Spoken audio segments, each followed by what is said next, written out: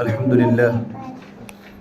لله رب العالمين والعاقبة للمتقين والصلاة والسلام على سيد الأنبياء والمرسلين وعلى آله وصحبه أجمعين أما بعد فأعوذ بالله من الشيطان الرجيم بسم الله الرحمن الرحيم إنا نحن نزلنا الذكر وإنا له لحافظون وقال سبحانه تبارك وتعالى اقرأ باسم ربك الذي خلق الإنسان من علق اقرأ وربك الأكرم الذي علم بالقلم علم الإنسان ما لم يعلم وقال النبي صلى الله تبارك وتعالى عليه وسلم الدنيا خلقت لكم وأنكم خلقتم للآخرة وقال النبي صلى الله تبارك وتعالى عليه وسلم إنما بعثت معلما وقال النبي صلى الله عليه وسلم إذا سلت امرأة خمسها وصامت شهرها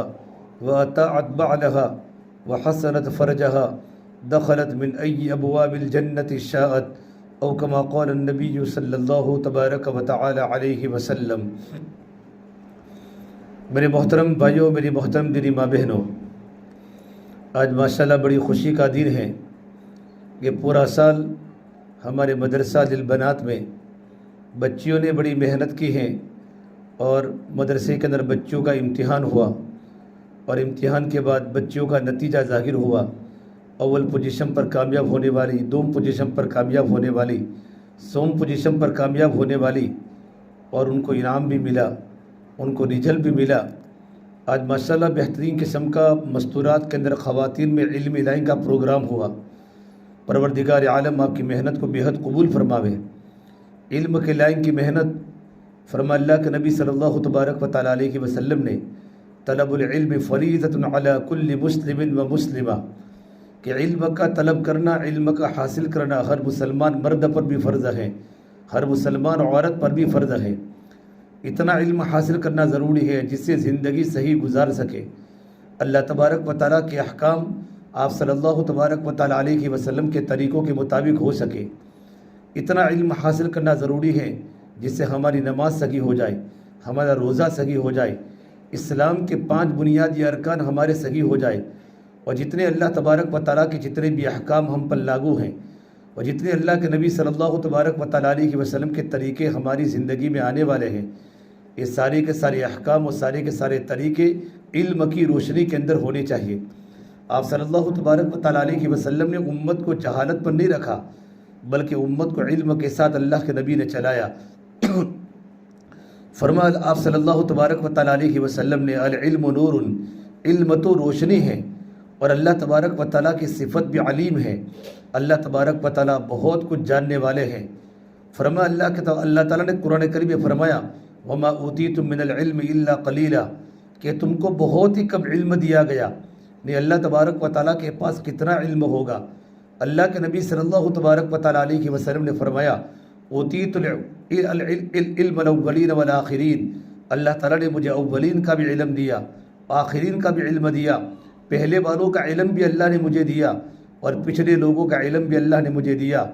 اللہ کے نبی صلی اللہ تبارک و تعالیٰ علیہ وسلم کے پاس اتنا علم ہونے کے باوجود اللہ نے فرمایا کہ نبی جی آپ اللہ تعالیٰ سے اور مجھ سے علم کی بڑھوتری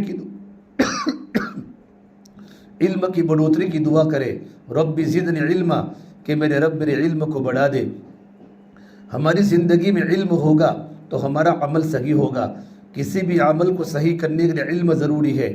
نماز کو صحیح کرنے کے لیے نماز کا علم ضروری ہے، روزے کو صحیح کرنے کے لیے روزے کا علم ضروری ہے، زکوٰۃ کو دینے کے لیے زکوٰۃ کا علم ضروری ہے، حج کو کرنے کے لیے، عمرہ کو کرنے کے لیے حج کے لائن کا علم ضروری ہے اور عمرے کے لائن کا علم ضروری ہے۔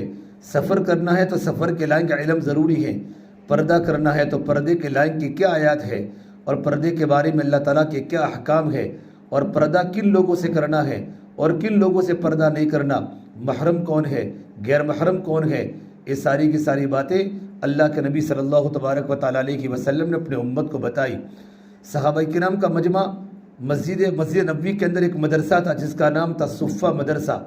یہ سب سے پہلی دینی درسگاہ تھی، صحابہ کا مجمع وہاں رہتا تھا، نہ کھانے کا کوئی نظام تھا، نہ پانی کا کوئی نظام تھا، وہاں نہ کوئی کچن تھا، نہ کوئی مطبخ تھا، بھوکے پڑے رہتے تھے اور اللہ کے نبی صلی اللہ تبارک و تعالیٰ علیہ وسلم سے علم کو حاصل کرتے تھے۔ ابو ہریرہ رضی اللہ تعالیٰ عنہ جو بہت بڑے صحابی ہے، سن ہجری 8 میں اسلام قبول کیا، 24 گھنٹے اللہ کے نبی کی خدمت میں رہتے تھے اور اللہ کے نبی کے در پر پڑے رہتے تھے۔ سب سے زیادہ حدیثوں کو بیان کرنے والے ابو ہریرہ ہے، اور صحابہ کرام علم کو حاصل کرنے کے بعد اپنی خواتین کو بھی علم حاصل کراتے تھے، اور آپ صلی اللہ تبارک و تعالیٰ علیہ وسلم ہفتے میں ایک دن بدھ کے دن تمام صحابیات کو جمع کر کے ان کے سامنے دین کی موٹی موٹی باتیں بتاتے تھے، علم کی موٹی موٹی باتیں بتاتے تھے۔ ایک مرتبہ حضرت اسماء رضی اللہ تعالیٰ اللہ کے نبی کی خدمت میں آئی کہ یا رسول اللہ صلی اللہ علیہ وسلم، میں مدینہ منورہ کی تمام عورتوں کی نمائندہ بن کر آئی ہوں، میری وہی رائے ہے جو مدینہ کی عورتوں کی رائے ہے، میری وہی فکر ہے جو مدینہ کی عورتوں کی فکر ہے۔ کہ یا رسول اللہ، ہمارے شوہر اللہ کے راستے میں جہاد میں جاتے ہیں، ہمارے شوہر امامت کراتے ہیں، اور ہمارے شوہر با جماعت نماز پڑھتے ہیں، یہ تو اجر میں ہم سے آگے بڑھ گئے۔ اللہ کے راستے کے جہاد کا کتنا بڑا اجر ہے کہ خون کا قطرہ زمین پر گرنے کے پہلے اللہ تبارک و تعالیٰ مغفرت کر لیتا ہے۔ ہم تو اللہ کے راستے میں جہاد میں جا نہیں سکتی، خلافت مردوں کو ملتی ہے، نبوت مردوں کو ملتی ہے، ہمارے شوہر اللہ کے راستے میں جہاد میں جاتے ہیں، ہم ان کی ضرورتیں پوری کرتی ہیں، ان کی خواہشیں پوری کرتی ہیں، ہم ان کے بچوں کو پالتی ہیں، وہ مسجدوں میں جا کر با جماعت نماز پڑھتے ہیں، تو اللہ کے نبی ان کو کتنا بڑا اجر ملے گا۔ اللہ کے نبی صلی اللہ تبارک و تعالیٰ علیہ وسلم نے آنے والی عورت حضرت اسماء کا سوال سن کر اللہ کے نبی نے فرمایا، اس سے اچھا اللہ کے نبی صلی اللہ تبارک و تعالیٰ علیہ وسلم نے اس سے اچھا سوال کرنے والی میں نے مدینہ منورہ میں کوئی عورت نہیں دیکھی۔ اس عورت نے کتنا قیمتی سوال کیا ہے، اس عورت نے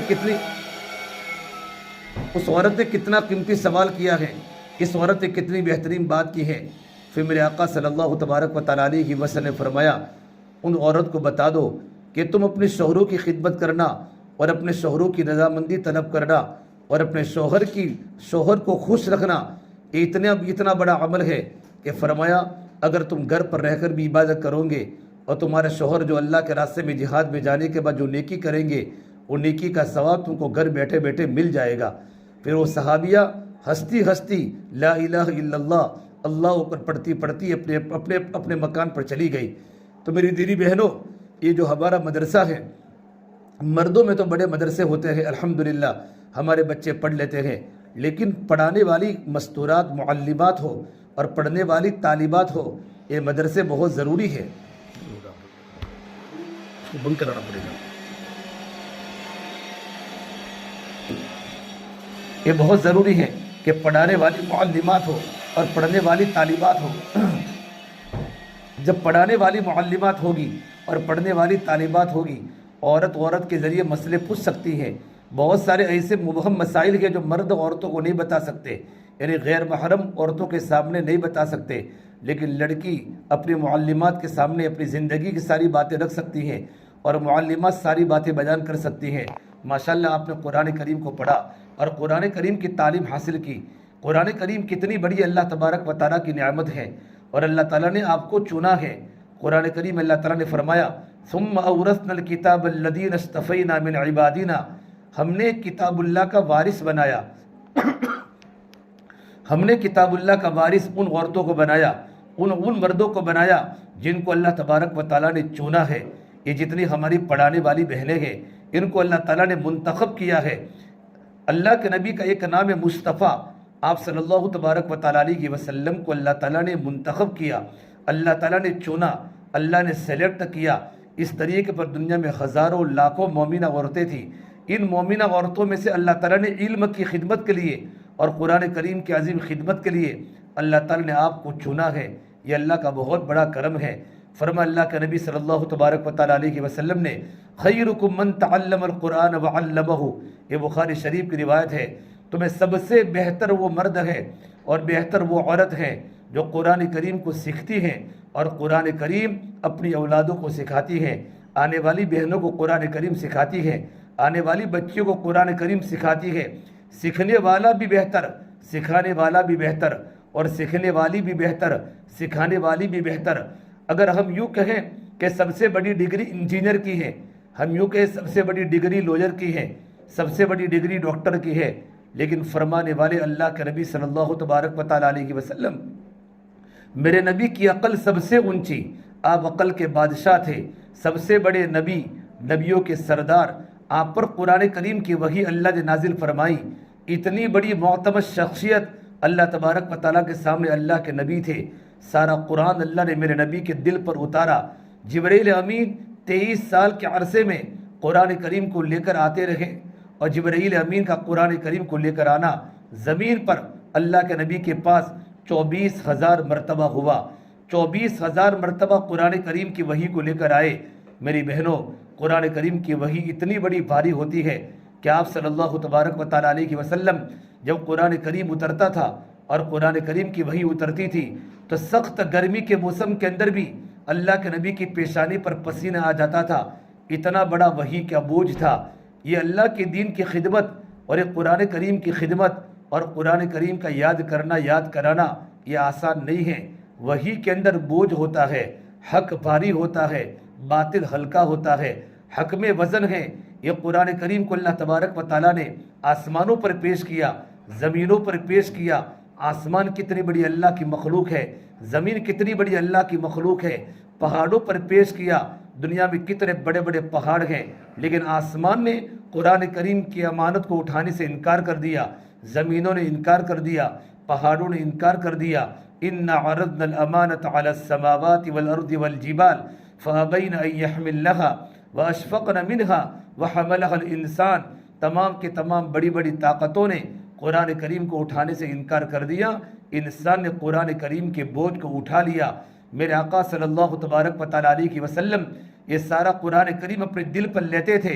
فَإِذَا قَرَأْنَاهُ فَاتَّبِعْ قُرْآنَهُ ثُمَّ إِنَّ عَلَيْنَا بَيَانَهُ۔ جب جبرائیل امین قرآن کریم کو وحی کو لے کر آتے تھے تو آپ صلی اللہ تبارک و تعالیٰ علیہ وسلم جبرائیل امین کے ساتھ پڑھتے تھے تاکہ قرآن کریم کا کوئی الفاظ چھوٹ نہ جاوے، قرآن کریم کا کوئی لفظ چھوٹ نہ جاوے، کہ قرآن کریم کے لفظ کے چھٹنے کی وجہ سے فرما نقصان ہو جاوے۔ قرآن کریم کا لفظ کا صحیح ہونا بہت ضروری ہے۔ آپ صلی اللہ تبارک و تعالیٰ علیہ وسلم جبرائیل امین کے ساتھ قرآن کریم کو پڑھتے تھے۔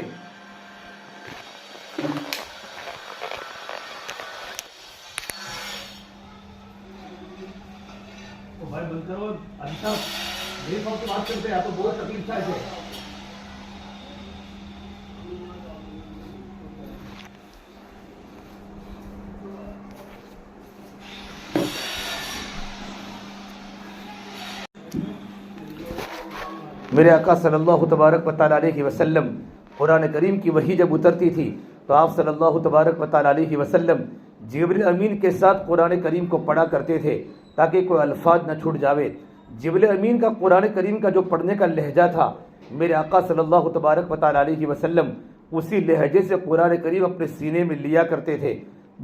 بخاری شریف کے لکھنے والے، بخاری شریف کی شرح لکھنے والے علامہ قسطلانی فرماتے ہیں، اللہ تبارک و تعالیٰ یہ چاہتے ہیں کہ جس طریقے پر قرآن کریم اللہ نازل فرماتا ہے اسی کے مطابق قرآن کریم اللہ کے نبی پڑھے۔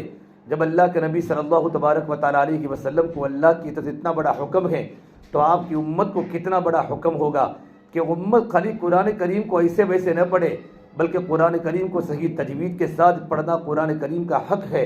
آپ صلی اللہ تبارک و تعالیٰ علیہ وسلم کو اللہ نے فرمایا، نبی جی آپ جلدی نہ کریں، لا تحرک لسانک لتعجل بہ ان علینا جمعہ وقرآنہ فإذا قرأناہ فاتبع قرآنہ ثم ان علینا بیانہ۔ اے نبی جی قرآن کریم کو آپ کے سینے میں اترنا ہماری ذمہ داری ہے۔ آپ صلی اللہ تبارک و تعالیٰ علیہ وسلم پر جب قرآن کریم اترتا تھا آپ پر اتنا بوجھ ہوتا تھا۔ سب سے پہلے قرآن کریم کی جو وحی نازل ہوئی غار حرا میں ہوئی۔ جب میرے آقا صلی اللہ تبارک و تعالیٰ علیہ وسلم جب غار حرا میں اللہ تبارک و تعالیٰ کی عبادت کرتے تھے تو جبرائیل امین اصلی شکل میں آئے۔ جبرائیل امین آپ صلی اللہ تبارک و تعالیٰ علیہ وسلم کے پاس 24,000 مرتبہ آئے ہیں۔ 2 مرتبہ اصلی حالت میں آئے، باقی دحیہ قلبی کی شکل میں آتے تو قرآن کریم کے وحی کو لے کر۔ جب سب سے پہلے قرآن کریم کی وحی کو لے کر آئے، اقرأ بسم ربک الذی خلق، نبی جی اپنے رب کے نام سے پڑھنا شروع کیجئے۔ میرے آقا نے جبرائیل کو دیکھا، اتنا بڑا فرشتہ، اللہ کے نبی گھبرا گئے۔ میرے آقا صلی اللہ تبارک و تعالیٰ علیہ وسلم کو دبایا۔ میرے نبی نے فرمایا انا ما انا بقارن، میں قرآن پڑھا ہوا نہیں ہوں۔ جبرائیل نے کہا قرآن کریم کو پڑھیے، اللہ آپ کے سینے میں قرآن کریم کو اتارے گا، اور میرے نبی کو دبایا۔ میری بہنوں، قرآن کریم بغیر مجاہدے کی زندگی میں نہیں آتا۔ کتنی بڑی محنت کرنی پڑتی ہے پڑھانے والوں کو، تب جا کر ان کے سینوں میں اللہ کا کلام اترتا ہے، ان کی زبان پر کلام اللہ جاری اور ساری ہوتا ہے۔ اس لیے تو اللہ کے نبی صلی اللہ تبارک و تعالیٰ علیہ وسلم نے کلام پاک کی پڑھانے کی بہت بڑی فضیلت بتائی کہ تم میں سب سے بہتر عورت وہ ہے جو قرآن کریم کو سیکھے اور قرآن کریم کو سکھاوے۔ ہمارے گھروں کے اندر مستقل جو مدارس چلتے ہیں اور پڑھانے والی معلمہ عالمہ ہوتی ہیں، دین کو جاننے والی ہوتی ہیں، تاکہ صحیح مخرج کے ساتھ قرآن کریم کو پڑھاوے۔ علماء نے لکھا ہے قرآن کریم کے 5 حق ہے۔ سب سے پہلے قرآن کریم پر ایمان لانا کہ قرآن کریم اللہ تبارک و تعالیٰ کی کتاب ہے، اور قرآن کریم مخلوق نہیں ہے بلکہ قرآن کریم اللہ تعالیٰ کی ذات سے نکلے ہوئے جملے ہیں، اور قرآن پر ایمان لانا یہ ضروری ہے۔ یہ سب سے پہلے قرآن کریم کا حق ہے۔ نمبر 2، قرآن کریم کو صحیح تجوید سے پڑھنا، صحیح تلفظ سے پڑھنا۔ قرآن کریم کا الفاظ عربی ہے، عربی زبان بڑی نازک ہوتی ہے۔ ہم پڑھتی ہے الحمدللہ رب العالمین، بڑی ہاں کے ساتھ، معنی ہوتا ہے تمام تعریف اس اللہ تبارک و تعالیٰ کے لیے ہے جو سارے جہانوں کا پالنہار ہے۔ آپ مدرسہ چلتا آپ کو معلوم ہے، ایک ہوتا ہے ہاں، ایک ہوتا ہے ہاں۔ بڑی ہاں اور چھوٹی ہاں میں فرق ہے۔ الحمد بڑی ہاں کے ساتھ اس کا معنی ہوگا تمام تعریف اللہ تبارک و تعالیٰ کے لیے، اور چھوٹی ہاں کے ساتھ معنی ہوگا تمام پھٹی پرانی چیزیں اللہ تبارک و تعالیٰ کے لیے، تمام ہلکاپن اللہ تبارک و تعالیٰ کے لیے۔ بڑی ہاں کی جگہ چھوٹی ہاں پڑھ لی تو معنی بدل گیا، اور اللہ تبارک و تعالیٰ کی تعریفی کلمات کرنے کے بجائے ہم نے اللہ تبارک و تعالیٰ کے لیے ہلکے الفاظ استعمال کیے۔ اسے قرآن کریم کے صحیح تلفظ ضروری ہے۔ قلبن کے معنی ہوتا ہے کتا، اور قلبن بڑے قاف کا معنی ہوتا ہے دل۔ قرآن میں اللہ نے فرمایا ما کان لرجل من قلبین فی جوفی، اللہ نے کسی انسان کی باڈی میں 2 دل نہیں بنائے۔ اگر کوئی مرد یا عورت قلبن کی جگہ قلبن پڑھے تو معنی بدل جائے گا۔ اللہ نے کسی انسان کی باڈی میں 2 کتے نہیں بنائے۔ میری بہنوں، کاف اور قوف کا فرق ہے، ایک ہوتا ہے سین، ایک ہوتا ہے صاد، ایک ہوتا ہے سین، اور ایک ہوتا ہے شین۔ یہ تینوں الگ الگ ہے اور تینوں کا ترجمہ الگ الگ ہے۔ ایک ہوتا ہے ذال، ایک ہوتا ہے ذو، ایک ہوتا ہے ضاد، ایک ہوتا ہے جیم، ایک ہوتا ہے زا۔ تمام کا اسپیلنگ انگلش میں جیڈ آئے گا یا جے آئے گا یا جی آئے گا، لیکن عربی میں ہر ایک کا معنی بدل جائے گا۔ یہ صحیح تجوید سے قرآن کریم کو پڑھنا قرآن کریم کا حق ہے۔ فرما اللہ کے نبی صلی اللہ علیہ وسلم نے ان اللہ سبحانہ تبارک و تعالی یرفع بهذا الكتاب اقواما ويدع به آخرین، کہ اللہ تبارک و تعالی قرآن کریم کے ذریعے لوگوں کی زندگیوں کو بلند کرتے ہیں، لوگوں کے درجات کو بلند کرتے ہیں جو قرآن کریم کو صحیح تجوید سے پڑھتی ہیں، اور اسی قرآن کریم کے ذریعے اللہ مخلوق کو گراتا ہے، اپنے بندوں کو گراتا ہے۔ وہ ذلت کے گڑھے میں چلے جاتے ہیں جو قرآن کریم کو صحیح تجوید سے نہیں پڑھتی۔ اسے فرما اللہ کے نبی صلی اللہ علیہ وسلم نے رب قارئ والقرآن یلعنہ، بہت سے قرآن کریم کے پڑھنے والی کہ قرآن کریم ان پر لعنت کرتا ہے۔ وہ قرآن پڑھتی ہیں، اللہ کی رحمت متوجہ نہیں ہوتی، حالانکہ قرآن کریم پڑھنے کی کتنی فضیلت ہے۔ قرآن میں اللہ نے فرمایا وَإِذَا قُرِئَ الْقُرْآنُ فَاسْتَمِعُوا لَهُ وَأَنصِتُوا، جب قرآن کریم کو پڑھا جاوے تم خاموش ہو رہو اور خاموشی کے ساتھ قرآن کریم کو سنو۔ فَاسْتَمِعُوا وَأَنصِتُوا، خاموش ہو جاؤ اور اللہ کے کلام کو سنو۔ لعلکم ترحمون، تاکہ تم پر اللہ تعالیٰ کی رحمتیں برسائی جاوے۔ جہاں قرآن کریم کو پڑھا جائے گا، قرآن کریم کا مدرسہ ہوگا، جہاں قرآن کریم کی باتیں ہوگی، اس گھر میں اللہ کی رحمتیں برسے گی بارش کے قطروں کی طرح، اللہ تعالیٰ کی رحمتیں متوجہ ہوگی۔ لیکن تب بھی فرمائے میرے آقا صلی اللہ علیہ وسلم نے کہ بہت سے قرآن کریم پڑھنے والی قرآن ان پر لعنت کرتا ہے، وہ عورتیں جو قرآن کریم کو صحیح تجوید سے نہیں پڑھتی۔ ہم درود شریف پڑھتی ہے اللہم صلی علی محمد، صوت کے ساتھ معنی کیا ہوگا؟ یہ اللہ تبارک و تعالیٰ تو اپنے نبی پر رحمت بھیج، لیکن کوئی صوت کی جگہ پر سین پڑھے تو معنی بدل جائے گا۔ اللہم صلی پڑھے اللہم صلی علی محمد تو معنی یہ ہوگا یہ اللہ تبارک و تعالیٰ اپنے نبی پر تلوار کھینچ، سین کا معنی تلوار کھینچنا ہو گیا، کتنا معنی بدل گیا۔ آج قرآن کریم کے صحیح نہ ہونے کی وجہ سے ہماری نمازیں صحیح نہیں ہوتی۔ جب نماز صحیح نہیں ہوتی تو اللہ تعالیٰ کے وعدے پورے نہیں ہوتے۔ نماز کو صحیح کرنا ہے، اتنا قرآن کریم کو پڑھنا فرض ہے۔ جو قرآن کریم کو نماز میں پڑھا جاتا ہے کم سے کم 4 صورتیں صحیح ہو، 10 صورتیں صحیح ہو، اور قرآن کریم سے ہمیں بڑی محبت ہو۔ ایک تو قرآن کریم پر ایمان لانا، نمبر 2 قرآن کریم کو صحیح تلفظ سے ادا کرنا، نمبر 3 قرآن کریم کو صحیح تجوید سے پڑھنا، اور قرآن کریم کو معانی کے ساتھ پڑھنا، اور قرآن کریم کے معانی کو سمجھنا کہ میرا اللہ مجھے کیا کہتا ہے۔ الحمدللہ رب العالمین، تمام تعریف اس اللہ تبارک و تعالیٰ کے لیے ہے جو سارے جہانوں کا پالنہار ہے۔ اور قرآن کریم کو سمجھنے کے بعد قرآن کریم کی تبلیغ کرنا، قرآن کی باتیں امت تک پہنچانا، پردے کی باتیں امت کی عورتوں کو پہنچانا، نماز کی باتیں پہنچانا، زکوٰۃ کی باتیں پہنچانا، یہ حکم اللہ کے نبی کو بھی ہے۔ یا ایھا الرسول بلغ ما انزل الیک من ربک، اے نبی صلی اللہ علیہ وسلم، ہم نے تم پر جو قرآن کریم کو نازل کیا اور جو علم ہم نے تم پر نازل کیے ان علم کی تبلیغ کرو، قرآن کریم کی باتیں امت تک پہنچا دو۔ اگر تم نے قرآن کریم کی آیاتوں کو اور قرآن کریم کے احکامات اور قرآن کریم میں آنے والے واقعات اپنے امت تک نہیں پہنچایا تو آپ نے رسالت کا حق ادا نہیں کیا۔ وَإِن لَّمْ تَفْعَلْ بِمَا بَلَّغْتَ رِسَالَتَهُ، نبی کی ذمہ داری کیا ہے؟ نبی کی 2 ذمہ داری ہے۔ نبی کی پہلی ذمہ داری وَاتَّبِعْ مَا أُوحِيَ إِلَيْكَ مِن رَّبِّكَ، اے محمد صلی اللہ تبارک و تعالیٰ علیہ وسلم، اللہ نے آپ پر جو وحی بھیجی ہے ان وحی کی اتباع کرنا، قرآن کریم کی اتباع کرنا، اور اتباع کرنے کے بعد قرآن کریم کی تبلیغ کرنا۔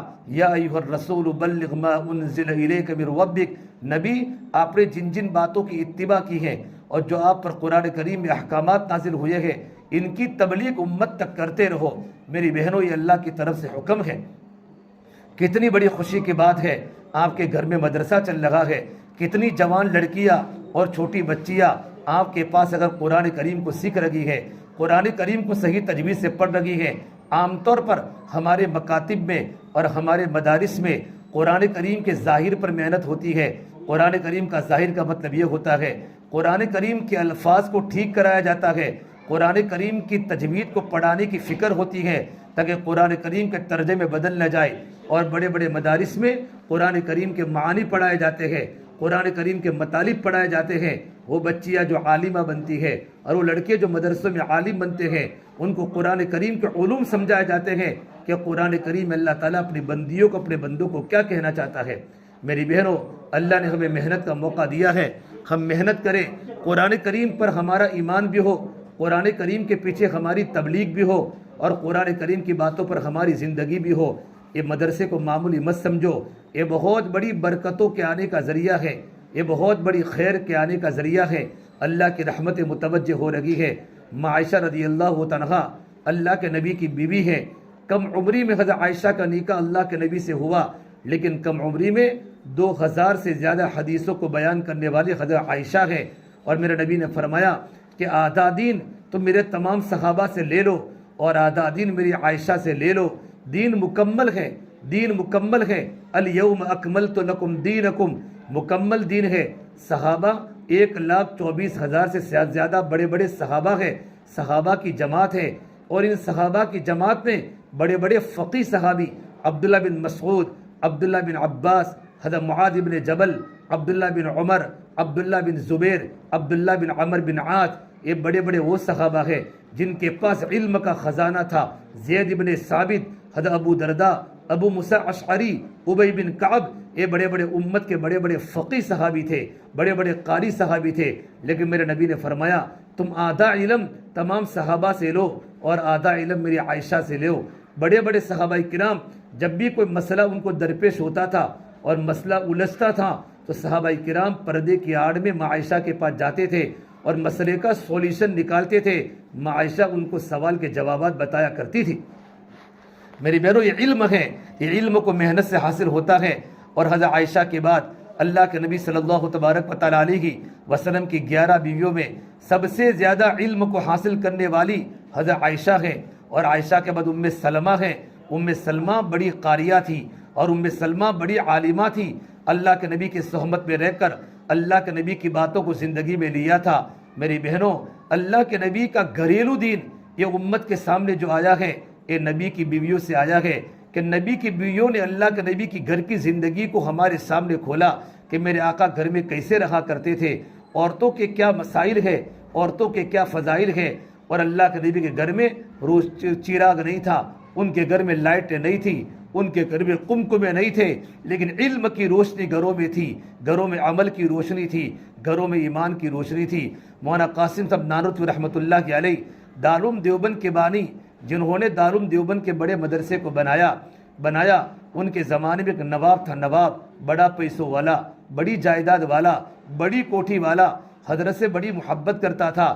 جب مولانا قاسم صاحب نانوتوی بالکل جوان تھے، ان کا شادی کا وقت آیا تو نواب نے یوں کہا، میں تو اپنی لڑکی مولانا قاسم نانوتوی کو دوں گا، اپنی لڑکی کا نکاح میں کسی ڈاکٹر سے، دنیا دار سے، عہدے دار سے، کسی فوجی سے، کسی افسر سے میں نکاح نہیں کراؤں گا، میں اپنی بیٹی مولانا قاسم کو دوں گا۔ مولانا قاسم نانوتوی بڑے غریب، اس وقت ان کی 2 روپیہ ماہانہ سیلری تھی، اور یہ تو مالدار گھرانے کی بیٹی تھی۔ جب باپ نے اپنی بیٹی کو گھر سے روانہ کیا اور ڈولی روانہ ہوئی، پورا بدن سونے سے سجا ہوا تھا، کانوں میں سونے کی بالیاں ہے، گلے میں سونے کا راکٹ ہے، سونے کا ہار ہے، ہاتھوں میں سونے کے کنگر ہیں، پیروں میں پازیب ہیں، قیمتی کپڑے ہیں۔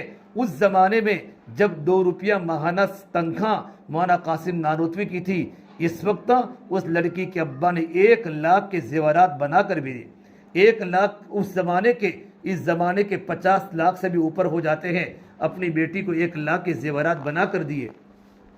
جب لڑکی شادی ہو کر حضرت مولانا قاسم صاحب کے گھر پر پہنچی، مولانا قاسم نے جمعرات کو گھر پر تشریف لائے، دیکھا بیوی کے پاس سونا و چاندی کے زیورات ہے، بدن کے ہر عضو پر سونا و چاندی ہر عضو پر لگا ہوا ہے۔ اپنی بیوی کو فرمایا، دیکھو اللہ تبارک و تعالیٰ نے کہا ہے، ہن لباس لکم وانتم لباس لہن، کہ مرد تو عورت کا لباس ہے اور عورت مرد کا لباس ہے۔ پھر آگے کی بات بتائی کہ سب سے بڑی بنیادی باتیں ہیں کہ میں تمہارے حق کو ادا کروں، تم میرے حقوق کو ادا کرو، لیکن شادی کو برقرار رکھنے کے لیے لیول کا ایک ہونا ضروری ہے۔ تمہارا لیول بڑا ہائی ہے، میرا لیول بالکل لو ہے، میں کمزور گھرانے کا بیٹا، میری ماہانہ 2 روپیہ سیلری، تم مالدار گھرانے کی بیٹی، تو نعمتوں میں پلی ہے، میں تو غربت میں پلا ہوں۔ جب ہمارا لیول ایک نہیں ہوگا تو ہمارا نکاح برقرار کیسے رہے گا؟ پھر کہا تمہارے گلے میں تو سونے کا ہار ہے۔ ترکستان میں اللہ کے بندے شہید ہو رہے ہیں، اللہ کے دین کی محنت ہو رہی ہے، وہاں مسلمانوں کو پیسوں کی ضرورت ہے۔ ایک کام کرو، اگر تمہارا دل چاہے تو سونا و چاندی کے زیورات نکال کر مجھے دے دو تاکہ میں بیت المال میں جمع کرا دوں۔ نواب خاندان کی بیٹی نے اپنے شوہر کی بات مان کر اپنے گلے سے ہار کو نکالا، ہاتھوں سے کنگن کو نکالا، کانوں سے بالیاں نکالی، پیروں سے پازیب نکالا، اور تھیلی میں سانا سونا و چاندی و زیورات کو بھر کر کے کہا، حضرت آپ اس کو کہیں بھی رکھ دو۔ مولانا قاسم صاحب نانوتوی رحمۃ اللہ علیہ نے یہ سارے سونا و چاندی کے زیورات ترکستان میں بھیج دیے، وہاں کے اللہ کے دین کی محنت کرنے والوں کے لیے۔ جب کان خالی ہو گیا، ہاتھ خالی ہو گیا، ہاتھوں پر کنگن نہیں، نئی دلہن ہے، نئی نویلی شادی ہوئی ہے، اب قریب کی پڑوس کی عورتیں ملنے کے لیے آئی، کچھ بوڑھی عورتیں بھی آئی، اور بڑھیاں فتنے کی پڑیا۔ ایک بوڑھی عورت نے یوں کہا، اس کے ماں کے گھر پر لڑکی بوجھ تھی تو ماں نے دھکے ماں کے گھر سے روانہ کر دی، دیکھو نہ اس کے کان میں بالی ہے، نہ اس کے ہاتھ میں کنگر ہے، نہ پیروں میں پازیب ہے، نہ گلے میں راکٹ ہے، نہ کانوں میں بالی ہے، سونا اور چاندی کا کوئی زیور اس کے بدن پر موجود نہیں ہے، یہ تو اس کے گھر پر بوجھ تھا۔ جب یہ بات فرمائی، مولانا قاسم صاحب نانوتوی کی بیوی کا دل بھاری ہو گیا، ان کی آنکھوں میں آنسو آ گئے۔ حضرت مولانا جب مدرسہ پڑھا کر گھر پر آئے تو ان کی بیوی نے کہا، بیوی کا چہرہ اداس ہے، کہا بیگم کیا ہوا، تمہیں کوئی تکلیف ہے؟ کہ مجھے کوئی تکلیف نہیں ہے، مجھے میرے ابا کے گھر پر بھیج دو تاکہ میں اپنے غم کو ہلکا کر کے آؤں۔ مولانا قاسم صاحب نانوتوی رحمۃ اللہ علیہ نے اپنی بیوی کے دل کو رکھنے کے لیے ان کو ساتھ میں لے کر اپنے سسر کے گھر پر رکھ دیا۔ اس زمانے میں مردانہ کمرے الگ ہوتے تھے، زنانہ کمرے الگ ہوتے تھے۔ کبھی کبھی مرد عورتوں کے کمرے میں جاتے تھے تو بیٹی تو گھر میں آ چکی ہے لیکن باپ کو پتہ نہیں میری بیٹی گھر میں ہے۔ اس زمانے کا پردہ بڑا عجیب تھا کہ گھر کے باپ کو پتہ نہیں ہوتا کہ میری جوان لڑکی گھر کے کون سے کونے میں بیٹھی ہے۔ جب ماں کہتی تو پتہ چلتا کہ گھر میں بیٹی آئی ہوئی ہے۔ مردوں کے کمرے الگ تھے، عورتوں کے کمرے الگ تھے۔ جب 2 دن کے بعد اس بچی کے ابا نواب صاحب جب اپنی بیٹی کو کمرے میں دیکھا کہ بیٹا ابھی تیری شادی ہوئی ہے تو کیسے آ گئی یہاں، ابھی تو 2-3 دن بھی ہوئے ہیں، تو اپنے ابا کے سامنے پوری بات کی کارگزاری سنائی کہ میں نے تو اپنے دل کی رضامندی کے ساتھ سارے سونا و چاندی کے زیورات کو اپنے شوہر کو دیے کہ آپ اللہ کے راستے میں ترکستان بھیج دو۔ ایک بڑھیا آئی اور بوڑھی عورت نے میرے دل کو توڑا اور یوں کہا تیرے گھر پر یہ تو بوجھ تھی، بوجھ اس کے ماں باپ کے گھر پر، اور ماں باپ نے بیٹی کو روانہ کر دیا۔ باپ نے کہا بیٹا اس میں گھبرانے کی کیا بات ہے، ایک ہی دن میں دوسرے 1 لاکھ روپے کے سونا و چاندی کے زیورات بنا کر اپنی بیٹی کو پہنا دیے۔ نواب خاندان کی بیٹی تھی، شہزادی تھی، اور مولانا قاسم نانوتوی کے گھر پر بھیج دی۔ مولانا گھر پر جب رات کو گھر پر آئے، دیکھا بیگم صاحبہ سونا و چاندی کے زیورات سے ملبوس ہے، تو کہا میں نے تمہارا دل نہیں توڑا تھا، میں نے تمہاری رضامندی سے تمہارے سونا و چاندی کے زیورات تم نے مجھے دیے تھے، لیکن تم نے تو مجھے رسوا کر دیا اپنے ابا کے سامنے۔ میں تو یہ نہیں چاہتا ہوں کہ تمہارے ہاتھوں میں خنزیر ہو، تمہارے ہاتھوں میں بچھو ہو، تمہارے ہاتھوں میں سانپ ہو۔ اتنے درد کے ساتھ حضرت مولانا قاسم صاحب نانوتوی نے اپنی بیوی کے سامنے بات فرمائی۔ قاری طیب صاحب فرماتے ہیں ہماری دادی جان، قاری طیب صاحب دارالعلوم دیوبند کے محتمم ہوتے ہیں، کہ ہماری دادی جان نے اسی وقت ہماری دادا کی بات کو سن کر سونا و چاندی کے زیورات کو نکال کے دے دیا کہ میرے پیارے شوہر اس کو بھی اللہ کے راستے میں جمع کرا دو، میں کبھی دوبارہ کسی کی بات کا اثر نہیں لوں گی۔ مولانا قاسم صاحب نانوتوی رحمۃ اللہ علیہ نے اپنی بیگم کے سارے سونے و چاندی کے زیورات کو جمع کر کے آگے پہنچا دیے اور زندگی اچھی گزری۔ ایک گھروں میں دینداری کا ماحول تھا کہ بیوی نے اپنے شوہر کے دین کا ماحول کا اثر لیا، شوہر نے اپنی بیگم کے زیورات کا اثر نہیں لیا۔ اب گھر کا لیول 1 ہو گیا۔ اب مولانا قاری تیسا فرماتے ہیں پھر میری دادی جان نے اپنے شوہر کے پاس رہ کر وہ علم حاصل کیا کہ میں نے خود نے اپنی دادی ماں کے پاس سبقت مشکات شریف کی پوری کتاب پڑھی ہے۔ مالدار گھرانے کی بیٹی، گھر میں مدرسہ قائم کیا اور اتنے علم کو حاصل کیا کہ پوری مشکات شریف جو حدیث کی کتاب ہے کہ میں نے اپنی دادی اماں سے سبقت پڑھی ہے۔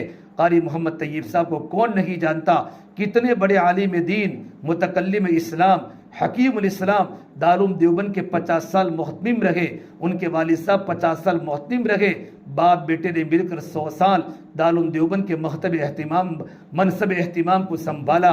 اتنے بڑے عالم نے اپنی دادی کے پاس مشکات شریف پڑھی ہے۔ اس سے میری بہنوں ہمارے گھر میں جو ماحول ہے، علم کا ماحول، پڑھنے پڑھانے کا ماحول، اس سے بڑی کوئی برکت کی چیز نہیں ہو سکتی۔ یہ صفات اور یہ چیزیں صحابہ کے گھروں میں تھی، اللہ کے نیک بندوں کے گھروں میں تھی۔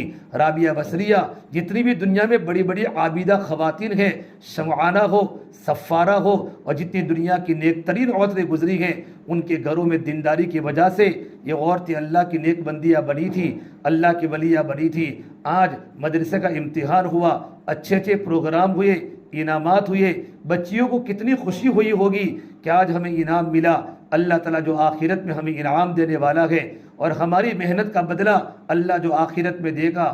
جمع الفوائد میں طبرانی کی روایت نقل فرمائی، فرما اللہ کے نبی صلی اللہ تبارک و تعالیٰ علیہ وسلم نے کہ جو ماں باپ اپنی بیٹی کو ناظرہ پڑھاوے، ناظرہ قرآن کریم اندر دیکھ کر پڑھاوے، پروردگار عالم ماں باپ کے گناہوں کو معاف کر لیتے ہیں۔ پھر جو ماں باپ اپنی بیٹی کو یا اپنے بیٹے کو حافظ قرآن بناوے، کل قیامت کے دن البس والدہ تاجا یوم القیامہ، اللہ ان کے والدین کو قیامت کے دن ایسا تاج پہنائے گا کہ جس کے سامنے سورج کی روشنی بھی پھیکی پڑ جائے گی۔ اس لیے میری بہنوں قرآن کریم کو حاصل کرنے کے بعد قرآن کریم کا حق کیا ہے کہ قرآن کریم کی تلاوت کو کی جاوے۔ فجر کی نماز کے بعد ہم وقت کی پابندی کے ساتھ روزانہ کم سے کم 3 پارے نہ ہو سکے تو 2 پارے نہ ہو سکے تو کم سے کم 1 پارا، اردو تاریخ کی پہلی تاریخ کو 1 پارا پڑھا تو آپ کے 11 مہینوں کے 11 قرآن ختم ہو جائیں گے۔ رمضان میں اللہ نے آپ کو موقع دیا، رمضان میں 5-6 قرآن آپ نے پڑھ لیے تو سال کے آپ کے 15 قرآن کریم ختم ہو جائیں گے۔ روزانہ 1 قرآن کریم کو صحیح تجویز سے پڑھنا، صحیح تجوید سے پڑھنا، صحیح تلفظ سے پڑھنا، ایک پارے کے ساتھ ساتھ فجر کی نماز کے بعد سورہ یاسین کی تلاوت، مغرب کی نماز کے بعد تبارک الذی، الف لام میم سجدہ اور سورۃ الواقعہ، یہ 4 صورتوں کا معمول بنے۔ زیادہ پڑھنے کی ضرورت نہیں ہے، ادھر ادھر کے وظیفے پڑھنے کی ضرورت نہیں ہے۔ یہ 4 صورتیں اللہ کے نبی سے منقول ہے، صحابہ پابندی سے پڑھتے تھے، میرے نبی پابندی سے پڑھتے تھے۔ ایک سب سے افضل ذکر قرآن کریم ہے۔ قرآن کریم کی تلاوت کے بعد سب سے افضل ذکر لا الہ الا اللہ ہے۔ خوب قرآن کریم کو پڑھے۔ قرآن کریم کو پڑھتے پڑھتے جن کے سینے میں اللہ کا کلام ہوگا، قبر میں اگر وہ حافظ قرآن لڑکی یا لڑکا اگر جہنم میں جانا بھی پڑا، لیکن جہنم کی آگ اس کی بدن کو چھوئے گی نہیں، کہ اس کے سینے میں اللہ کا کلام ہے۔ علامہ ابن خلدون نے ایک واقعہ نقل کیا ہے۔ ایک بوڑھی اماں بالکل جاہل تھی، پڑھی ہوئی نہیں تھی، لیکن قرآن سے اتنی محبت تھی، گھر پر آتی تھی، گھر پر آنے کے بعد وضو کرتی، قرآن کریم کو لے کر بیٹھ جاتی اور کہتی اللہ مجھے قرآن تو نہیں آتا، لیکن یہ بھی سچ ہے، یہ بھی سچ ہے، یہ بھی سچ ہے، یہ بھی سچ ہے، اتنا کہتی تھی۔ جب اس بوڑھی اماں کا انتقال ہوا اور جب ان کو قبر کے اندر جب ان کو دفنا دیا، اور جب کچھ سالوں کے بعد جب ان کی قبر کو کھولا گیا، تو قبر کو کھولنے کے بعد دیکھا بوڑھی اماں کی قبر بالکل صحیح سالم، اور ان کا پورا جسم بالکل صحیح سالم، ان کا کفن کا کپڑا بالکل صحیح سالم ہے، کفن کا کپڑا بالکل صحیح سالم ہے۔ تحقیق کرنے پر معلوم پڑا یہ بوڑھی اماں کو قرآن کریم سے محبت تھی۔ ایک بہت بڑے اللہ والے جو مکۃ المکرمہ کے قبرستان میں مدفون ہیں، حکومت نے ان کی قبر کو جب بھی کھولا، جتنی مرتبہ کھولا، جن کا نام مولانا بدر عالم میرٹھی رحمۃ اللہ علیہ فرماتے ہیں، جب ان کی قبر کو جتنی مرتبہ کھولا گیا تو قبر بالکل صحیح سالم، غالباً وہی ہے، ان کی قبر بالکل صحیح سالم۔ تحقیق کی، حکومت نے 4-5 سال کے بعد جب بھی قبر کھولی تو قبر بالکل صحیح سالم تھی، اور بالکل ان کا کفن کا کپڑا بالکل صحیح سالم، ان کا جسم بالکل صحیح سالم۔ تحقیق کرنے پر معلوم پڑا ان کے دل میں قرآن کریم کی اتنی قدر تھی کہ حافظ قرآن کے سامنے بھی اور قرآن کریم کے پڑھنے والے طالب علم کے سامنے اپنے پیروں کو کبھی نہیں پھیلایا۔ یہ قرآن کریم کی عظمت کی علامت ہے۔ میری بہنوں، اللہ نے آپ کو موقع دیا ہے، ہم قرآن کریم کو صحیح تلفظ سے پڑھے، اس کی تبلیغ کرے، قرآن کریم کی باتیں امت تک پہنچا دے۔ جتنے قرآن کے پیچھے اپنی محنت ہوگی، اللہ ہم سے محبت کرے گا۔ قرآن اللہ کا کلام ہے، اور اللہ کا کلام، بادشاہوں کا کلام بڑا مضبوط کلام ہوتا ہے۔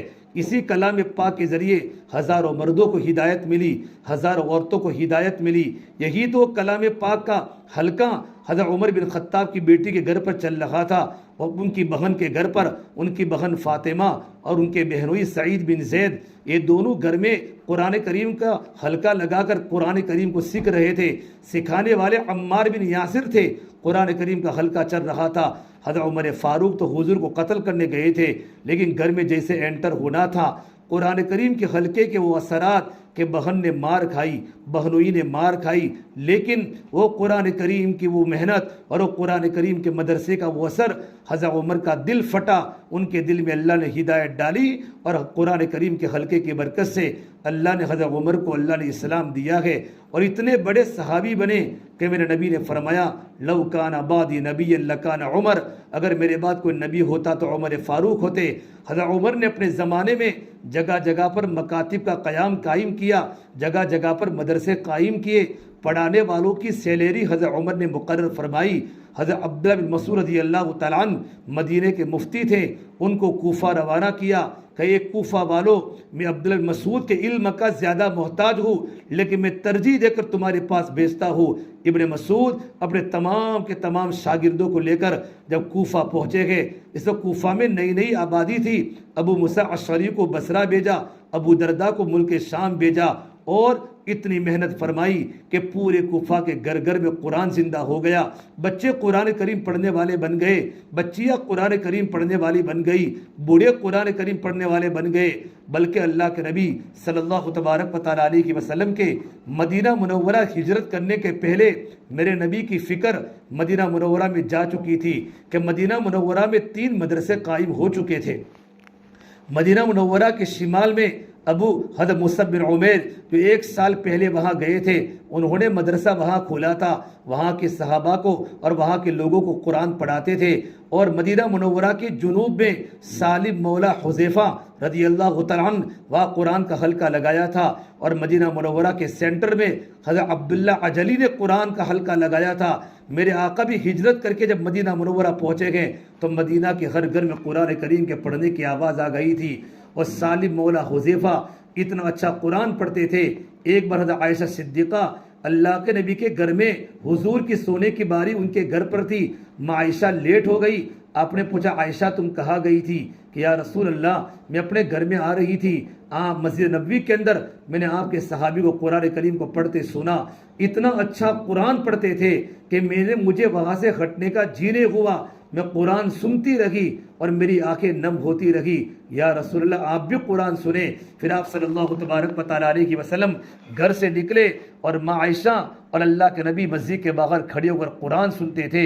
یہ قرآن کریم پڑھنے والے سالم مولا حذیفہ جس کو ملک شام کے بازار سے لائے تھے غلام بن کر، مدینہ میں ان کو کوئی خریدنے والا نہیں تھا، شکل کالی تھی، نہ شکل اچھی نہ عقل اچھی، یہاں تک کہ مدینہ منورہ کی ایک غمخوار عورت حضرت سبیتا نے ان کو خریدا تھا اور ان کے ہاتھ پر ایمان قبول کیا ہے۔ مکہ جانے کے بعد اتنے بڑے صحابی بنے۔ میرا نبی نے فرمایا الحمدللہ الذی جعل امتی مثل ھذا، تمام تعریف اس اللہ تبارک و تعالیٰ کے لیے گئے جس نے میری امت میں سے قرآن کریم پڑھنے والے پیدا کیے۔ حضرت عمر کے انتقال کا وقت قریب آیا، سالم دنیا سے جا چکے تھے، تو روتے روتے فرمایا کاش سالم زندہ ہوتے، مجھے کسی کو خلیفہ بنانے کی ضرورت نہیں تھی اور میں اپنی نماز جنازہ پڑھانے کی وصیت سالم کو کرتا، جن کو کوئی خریدنے والا نہیں تھا، لیکن قرآن کریم کی برکت سے اللہ نے ان کو اس مقام پر پہنچا دیا۔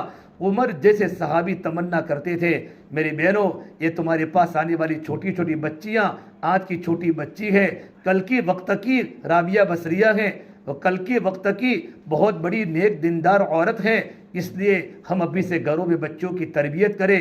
آج ہمارے مدرسے کی چھٹی ہوگی لیکن تمام کے تمام پڑھنے والی طالبات قرآن سے کریم سے اپنا رشتہ رکھے۔ اگر ہم نے قرآن کریم کو پڑھنا چھوڑ دیا تو کل قیامت کے دن اللہ کے نبی صلی اللہ تبارک و تعالیٰ علیہ وسلم اللہ کے سامنے اپنی شکایت کریں گے۔ وقال الرسول یا رب ان قوم اتخذوا هذا القرآن مہجورا، اے میرے پروردگار میری قوم نے قرآن کریم کو پڑھنا چھوڑ دیا تھا۔ قرآن کریم رمضان کے مبارک مہینے میں نازل ہوا ہے، اللہ نے سارا علم رمضان میں اتارا، زبور رمضان میں اتری، انجیل رمضان میں اتری، اور توریت اللہ نے رمضان میں اتاری۔ جتنے صحیفے نبیوں پر نازل ہوئے سارا کا سارا صحیفے رمضان میں نازل ہوئے، سارا علم رمضان میں اترا، یہاں تک کہ قرآن کریم سمائے دنیا پر شب قدر کی رات میں اللہ نے رمضان میں نازل کیا۔ شہر رمضان الذی انزل فیہ القرآن ھدی للناس وبینات من الہدی والفرقان، ماہ مبارک مہینے میں اللہ نے رمضان میں قرآن کو نازل کیا، اور سمائے دنیا سے میرے نبی کے دل پر 23 سال کے عرصے میں جبریل امین قرآن کریم کے وحی کو لاتے رہے۔ قرآن کی رمضان کے روزے کے ساتھ بڑی مناسبت ہے، اس لیے فرمایا کل قیامت کے دن اللہ تبارک و تعالیٰ کے سامنے روزہ اور قرآن دونوں شفاعت کریں گے۔ روزہ کہے گا اے اللہ اے تیرا بندہ رمضان کے روزے کی برکت سے دین کو بھوکا رہا پیاسا رہا، اگر وہ چاہتا تو پانی پی سکتا تھا، فریج پوری ٹھنڈے پانی سے بھری تھی، گرمی کا روزہ تھا۔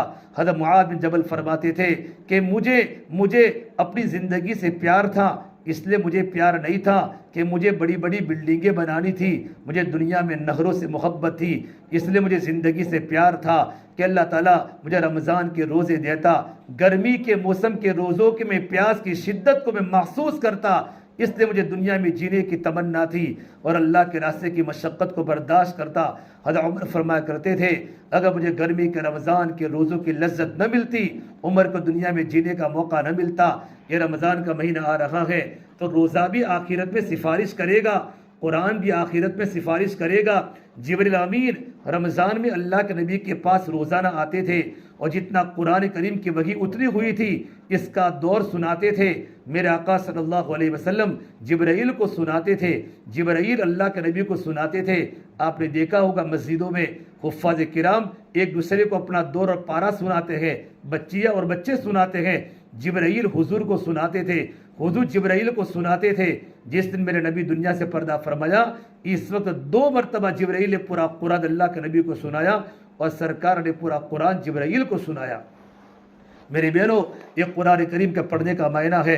شیخ الحدیث مولانا محمد زکریا صاحب رحمۃ اللہ علیہ نے فضائل رمضان میں لکھا ہے کہ میری بیٹیاں گھر میں کام کاج کے باوجود گھر کا سارا کام میری بیٹیاں کرتی تھی، اور گرمی کے موسم کے روزے یو پی میں گیس بھی نہیں تھا، چولہوں پر تنور پر کھانا پکاتی تھی۔ میری بیٹیاں رمضان کے مبارک مہینے میں اپنے گھر کے کام کاج کو کرتے ہوئے روزانہ 20 پارے پڑھنے کا معمول تھا۔